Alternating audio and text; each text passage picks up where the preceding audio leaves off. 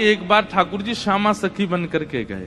ठाकुर जी ये विचार करके गए, मैं जाके किशोरी जी के मन की देख के तो आऊं। ये मेरे सामने तो प्रिय प्रिय बोले मोए, मेरे बिना ये मोए मेरे बारे में कहा बोले, मैं एक बार सुन के तो आऊं।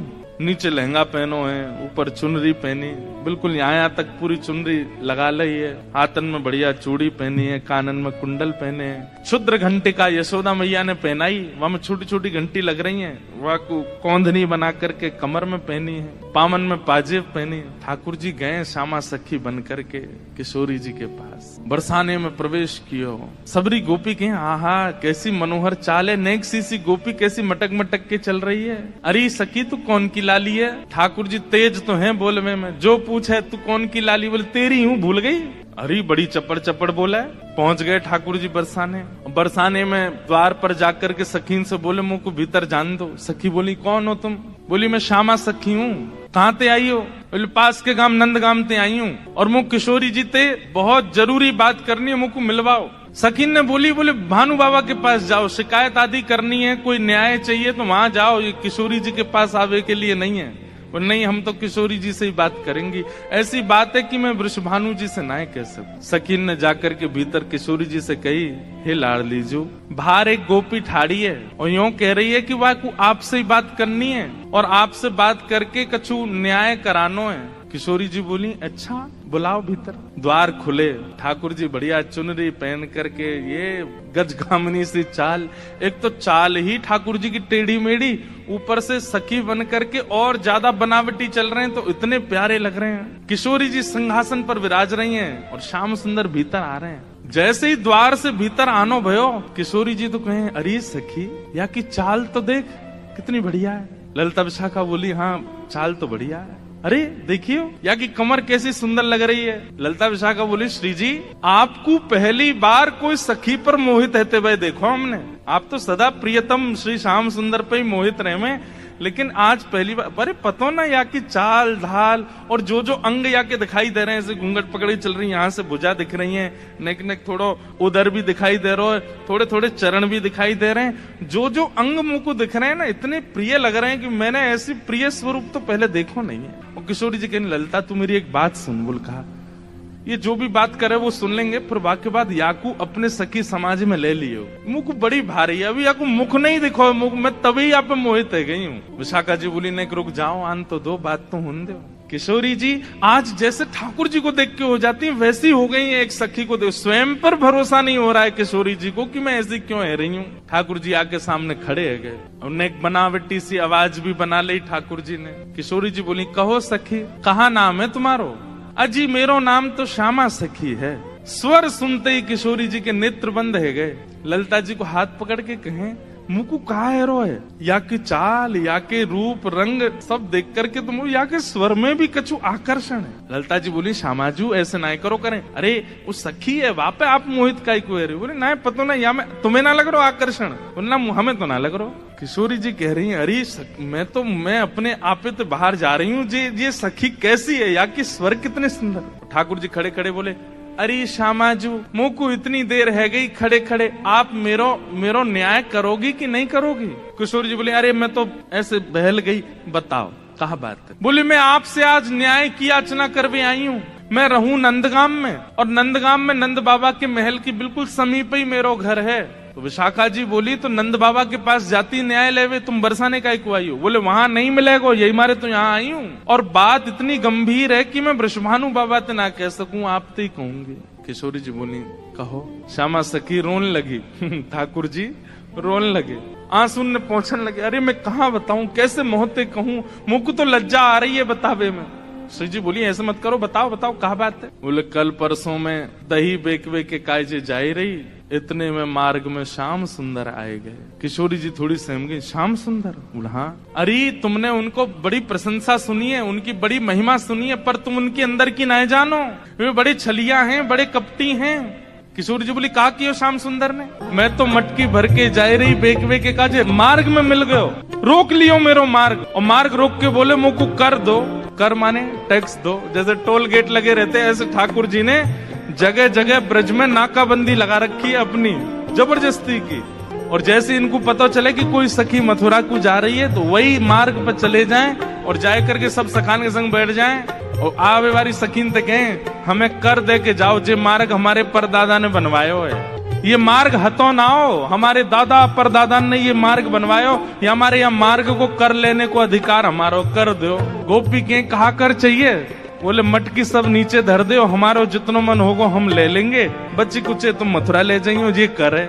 अब मटकी नीचे धर के अगर कोई गोपी कह दे कि लाला तो जितना हो पाले, ठाकुर जी छोड़ेंगे वहां में? स्वयं पाले, लेकिन स्वयं को पेट तो नेक सो फिर ग्वाला ने पवा में। गोपी के अब तो है दे दो, अरे अभी हमारे और भी ग्वाला हैं। बोलो फिर कौन नाम है? फिर बंदरों को कू कू करके ठाकुर जी आवाज करते हैं, खूब सारे बंदर आ जाते हैं, फिर उनको बांटते हैं। वाके बाद गोपी के सबरो मक्खन तो खत्म है, क्यों मटकी है तो छोड़ दो।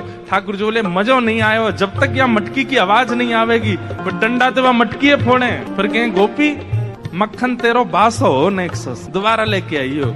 ऐसो करे तुम्हारो ये कन्हैया, कौन कर देगो या को? अरे राजी राजी नेक कर ले ले तो बात ठीक भी है, ये तो मटकिन ने फोड़ दे, सबन ने खवाए दे, लेकिन मेरे संग तो बहुत बुरो कियो। किशोरी जी बोली कहा कियो? बोले मेरो घूंघट उठा लियो, मेरी चुनरी खींच ली, मेरो हाथ मरोड़ दियो, और अच्छा इतनो ही कियो और तो कछु ना कियो। अरे कहाँ बताऊं और कहा कियो? बोले और कहा कियो?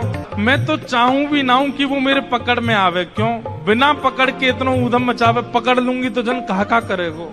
ऐसो कष्ट दे मुझको, मैं कहा बताऊं आपको। श्री जी थोड़ी घबरा सी गई। अच्छा श्री जी को ये है कि अकेले में मुंह से कन्हैया की बुराई कर ले तो मैं सह भी लूं, ये ललिता विशाखा के बीच में काई को बोल रही है? ये तो वैसे ही उनसे चिड़ी रहे, इतनो इनके सामने क्यों कह रही है? श्री जी कह रही है अरे तू चिंता मत करे, श्याम सुंदर को हृदय कारो नहीं है, वो बस स्वरूप ते ने कार्य से लगे, वो ने अपनी लीलान में थोड़े से ऐसे चटक मटक से हैं, बाकी हृदय से ऐसे नहीं है। तो ठाकुर जी तो सुनने आए हैं ना कि मेरे बारे में कैसे विचार हैं श्री जी के। अच्छा आप बड़ी हृदय की जानो उनकी? ठाकुर जी कह रहे हैं आप बड़ो पता हो उनके हृदय को। श्री जी बोली मतलब ऐसो तो मुझे ना पता, लेकिन हाँ जितनो मैंने सुनो है, जितनो मैंने जानो है, वहां से मेरो अंदाजो ऐसो है कि वो हृदय ते ऐसे नहीं है, वो तो बस एक लीला करें।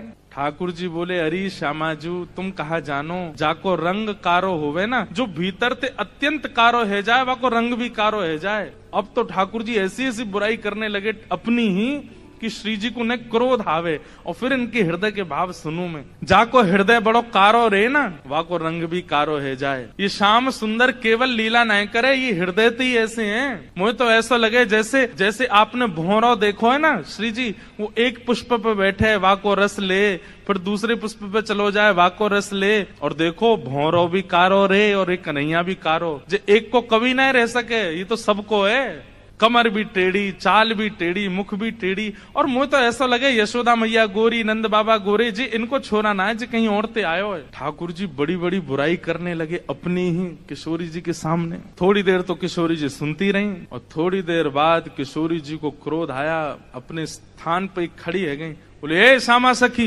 बहुत देर रह गई तो बोलते बोलते, अब एक नहीं सुनूंगी तो तेरी कितने मक्खन चुरा लिए, कितनी मटकी फोड़ दी तेरी। अरे ललता लेके आ भीतर तो या को दे दे, यहाँ आ गई है रोवे के काजे, श्याम सुंदर की बुराई कर रही है, यहाँ पे खड़े है के तू कहाँ जाने वो कौन है? अरे पूरा ब्रह्मांड उनकी भ्रगुटी पर नृत्य करे, वो अगर अपनी भौं उठा दें तो नूतन प्रलय है जाएगा। अरे तुम ब्रजवासीन के प्रेम के काजे बेचारे यहाँ आए गए हैं, तुम तो नेक लीला कहा कर ली, शिकायत करवे आ गई वहां पे, और तू बड़ी श्याम वरण श्याम वरण पे बहुत बोल रही कि जो हृदय को कारो वही स्वरूप ते कारो होवे। तू जाने कहा है वास्तव में तोए देखें लोग, मोए देखें लोग, और कोई भी दृष्टा बने या हमारे अपना स्वरूप छुपाए करके आए वे, यदि अपने वास्तविक रूप में प्रकट है जाएं तो कोटि कोटि कंदर्प लुटावे लग जाएंगे, तो भी उनके रूप की उपमा नहीं कही जा सके। उनकी बुराई कर रही है मेरे सामने खड़े है के वो टेढ़े से रह में, वो ऐसे रह में, वैसे। तू जाने कहा है उनके बारे में? अरे इंद्रादि देवता थर थर कांपे जिनके मारे, वो यशोदा मैया और तुम सब ब्रज गोपीन के काजे सहज है गए, सरल है गए,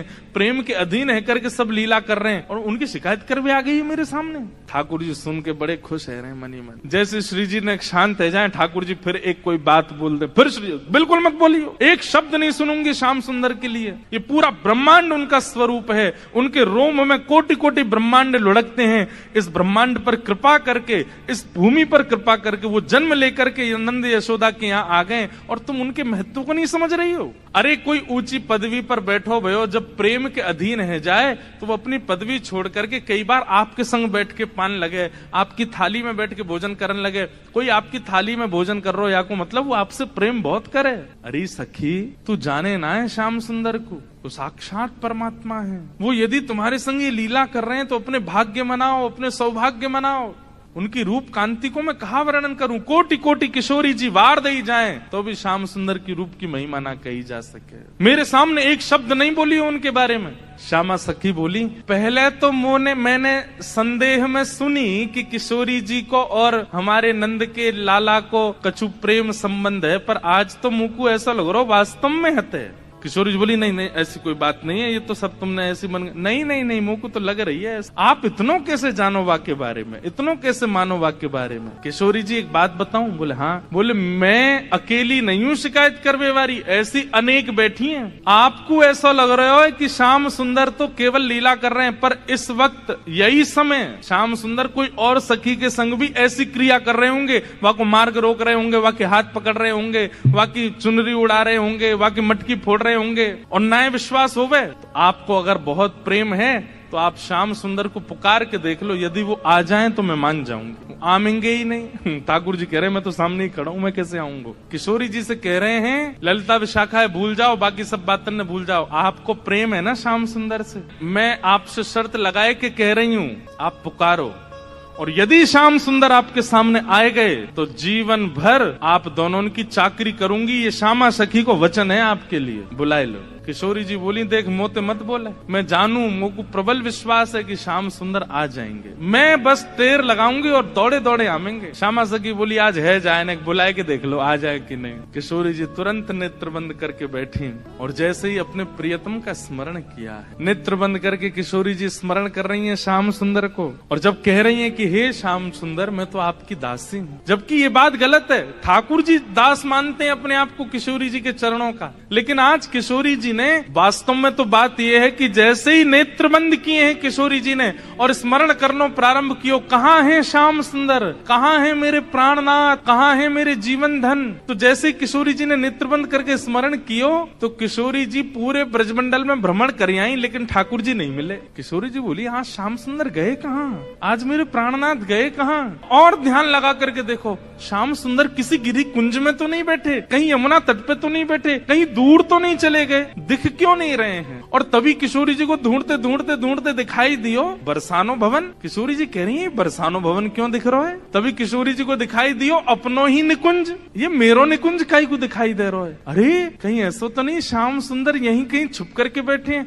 और मन में ध्यान से देखो तो किशोरी जी को अपनो ही अंतःपुर दिखाई देने लगो। किशोरी जी बोली, मेरे अंतःपुर में तो केवल ललिता है, विशाखा है, मैं हूँ और श्यामा सखी। और ध्यान लगा करके देखो तो क्षुद्र घंटिका दिखाई देने लगी जो श्यामा सखी ने पहन रखी है। किशोरी जी बोली, ये क्या क्षुद्र घंटिका? ये तो मैंने अभी कहीं, अरे ये तो श्यामा सखी की कमर पे देखी। और जब और ध्यान लगा करके देखो तो घूंघट के भीतर कमल नैन मटक रहे हैं, इधर उधर आंख मटका रहे हैं। तुरंत किशोरी जी ने नेत्र खोल करके गई, श्याम सुंदर आप तो सामने ही खड़े हो। और जैसे ये बात कही ललिता विशाखा दौड़ करके, कहाँ है कहाँ है कहाँ? बोले यही श्यामा सखी, पकड़ो याकू। ठाकुर जी दौड़न लगे वहां से, इतने में ही पकड़ ली और पकड़ करके जैसे ही चुनरी उतारी, आहा श्याम सुंदर तो सामने ही खड़े। अब तो ललिता विशाखा पकड़ करके खड़ी हैं और ठाकुर जी की ऐसी बेणी, आहा नथ बेसर पहनी है नाक में, ऐसी सुंदर बिंदी लगा करके आए, काजल लंबो लंबो खींच के आए, अपने घुंघराले केशन की बढ़िया बेणी गूंथ करके जैसे कोई छोरी तैयार हो ऐसे बन के आए।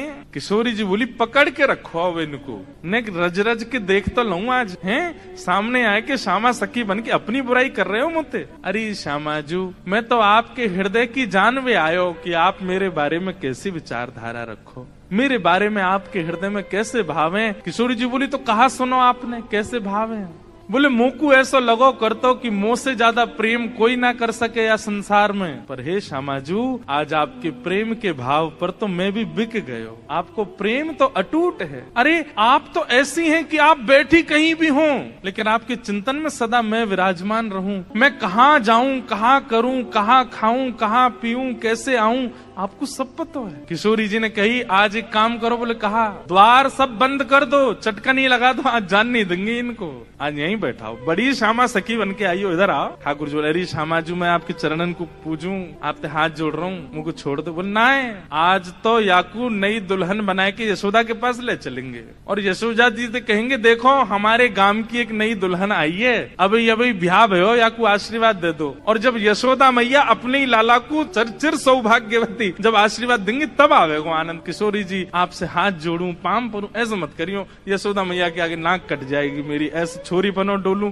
वो वैसी मेरे पीछे पड़ी रहे। ए लाला ने अपनी चाल सुधार, दूर से ऐसा लगा कोई गजगामिनी छोरी आ रही है का। उन्हें पता चलेगी मैं लहंगा फरिया पहन के डोल रहा हूँ, बहुत बहुत नाराज। उनके सामने नहीं, आपके सामने आ सकूं ऐसे। किशोरी जी को इतना अच्छा लग रहा है कि आज श्याम सुंदर घबरा रहे हैं। इतना घबरा काहे क्यों रहे हो, यहाँ पे बैठो, बगल में बैठा। सब सखी लाई किशोरी जी के बगल में ठाकुर जी को बैठाए दियो। अब श्री जी के मन में कौतिक आयो है, अरे ललता विशाखा, ठाकुर जी को हाथ पकड़ लियो। ठाकुर जी घबरा रहे हैं, जन कहा करेंगी, नेक्स्ट सामने तो आओ। ललता विशाखा दोनों सामने आ गई और बोली देखो हमेशा या सिंहासन पर प्रिया प्रियतम विराजमान हूँ मैं, लेकिन आज दो दो प्रिया बैठी हैं, एक श्याम प्रिया एक गौर प्रिया। अब ये बताओ दोनों में सुंदर ज्यादा कौन लग रहा है? ये ज्यादा सुंदर लग रहे हैं या मैं ज्यादा सुंदर लग रही हूँ? लहंगा इनने भी पहनो, मैंने भी पहनी है, बेनी मैंने भी गुथी है, इनने भी गुथी है, माथे पे बिंदा मैंने भी लगाया, आंखन में काजल इनके भी मेरे भी, सब कुछ।